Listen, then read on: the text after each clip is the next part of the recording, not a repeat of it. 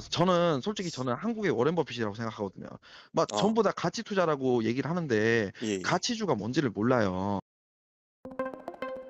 그러니까 워렌 버핏이 누구냐면 주식으로 세계 최고 부자 중에 한 명이 된 사람인데 저평가된 가치주를 찾아서 투자하는 방식으로 유명해진 사람이거든요. 본인의 어떤 투자적 롤 모델이었던 워렌 버핏의 본인을 빙의한 것 같습니다. 투자 관련 설명을 맡고 있는 이사를 합니다. 저는 이제 지금 설명하신 분을 만나서 삶이 엄청 바뀌었는데 여러분들도 오늘 그런 기회가 되지 않을까. 소개받은 라더면이라고 낭비되는 시간 되지 않게 투자에 대해서 제가 생각하는 뷰를 좀 말씀을 좀 드리겠습니다. 처음 보는 애들이었어요. 처음 보는 사람들이 거대한 굉장히 그 세력도 거대해요. 근데 유형도 굉장히 새로운 집단이 갑자기 출몰한 거예요. 관련 영상이나 녹취를 봤을 때 굉장히 확신에 취해 있다. 솔직한 말로 우리는 우리끼리 하고 싶어. 더 이상 모르는 사람에게 이걸 설명하고 싶은 마음도 없고 저도 별만큼 벌었거든요. 저는 사람들이 아무도 몰랐으면 좋겠어. 또 어디 가면 뭐 진짜 안 친한 사람 이름 물어보면 더글라스라고 데이비드라고 예를 들어서 제가 1등석 타고 가는데 옆자리에 그지 같은 애 있으면 짜증나잖아요. 그런 마음. 한 명도 제가 로스 내고 한 고객이 없거든요. 여기에 이 판에서 리스크는 뭐냐면은 제가 없어지는 리스크. 제가 잘난 체를 하는 게 아니고 제 펀드를 만들어가지고 제가 영향력을 행사하면은 그게 행동주의 펀드가 되는 거고.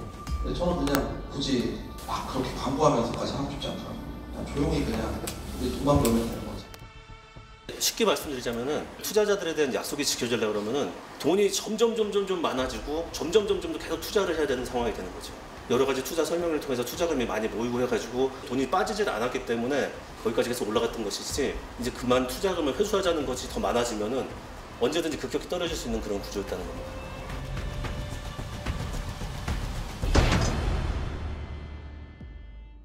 속칭 매매팀이라고 하는, 그러니까 직접 고객들의 주식을 매매하는 팀의 직원을 취재하게 됐는데요.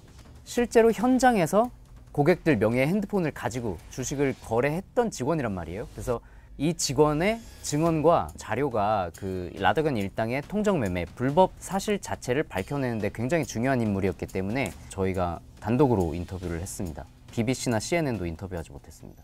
다단계 주가 조작단 총책인 라모 씨는 불법적 통정매매는 없었다고 말했습니다.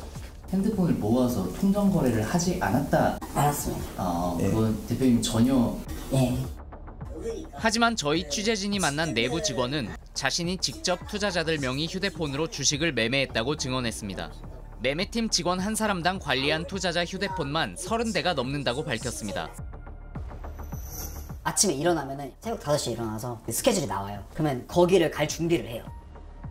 집 주소나 아니면 그 회사 그쪽으로 가서 매매를 시키는 거죠.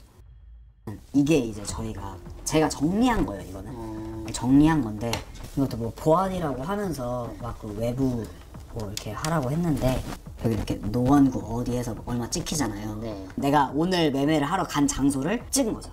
얘가 제대로 하고 있나? 찾아간 거 맞는지. 예. 그래서 이거 못 찍으면 돈도 못 받아요. 예. 그 전달을 하는 걸 보면은 팀장이 아니에요. 뭔가 위에서 하달이 떨어져 와요. 지금 당장 빨리 5분 내로 체결을 시켜라. 매수를 얼마 던져라.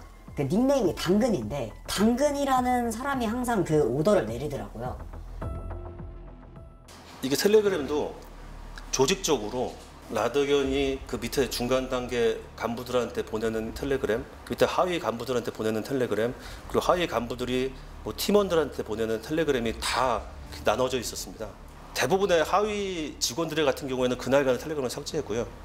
이 범죄 같은 경우에는 기업적이었죠. 그러니까 영업팀, 뭐 정산팀, 매매팀 이렇게 나눠가지고 그 조직 중에서 가장 핵심적인 게 이제 매매팀이라고 할 수 있는데 서울에도 이제 어디 팀 뭐 광주, 대구 뭐 이렇게 전국적으로 이렇게 팀을 나눠가지고 그 고객의 주거지에 가서 고객의 휴대폰으로 거래를 하니까 근데 사실은 그 투자 판단은 맨 위에서 라더견이 투자 행위 하나하나를 다 결정을 하고 지시를 하는 구조입니다.